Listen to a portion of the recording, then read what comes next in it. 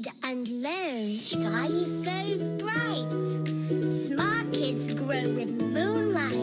Read and learn, shine so bright. Smart kids grow with moonlight. E-Schoolify series, fun and true. Learning dreams for me and you. Welcome to E-Schoolify series. अस्सलामुअलैकुम, Saeeda Maryam नकवीज़ here from the Moonlight International Publishers। मोहतरम वालिदैन, कैसे हैं आप सब? इंतज़ार कर रहे हैं कि आज बच्चों ने क्या सीखा। आज बच्चों ने सीखा स्वाद। हमने पहले सिखाया सीन, सीन के जैसा शीन, ऊपर नुक्ते तीन। अब सिखाया स्वाद, और स्वाद तो रह गया भूखा। स्वाद के ऊपर कोई नुक्ता नहीं होता। हम बच्चे को लिखना सिखाएंगे, आवाज़ सिखाएंगे, ज़ख़ीरा अल्फाज हमने सिखाए, सुराही और सोफ़ा।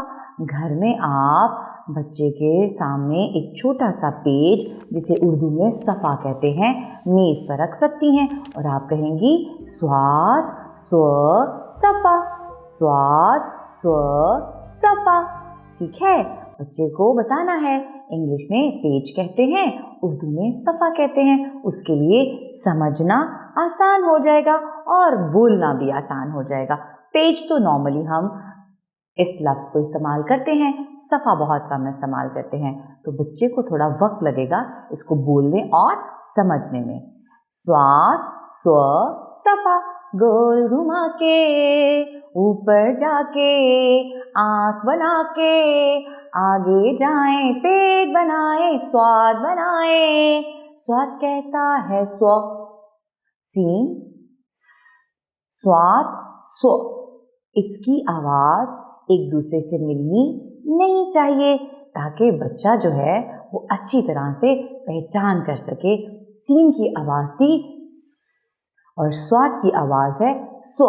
स्व कहता है सोफा, स्व कहता है सुराही। सुराही सोफे के सामने रखी है और सुराही में क्या रखा है?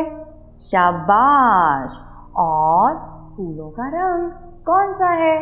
शाबाश, आप तो बहुत अच्छे हैं। इसके बाद हम दोहराई करेंगे छोटी सी नज़्म।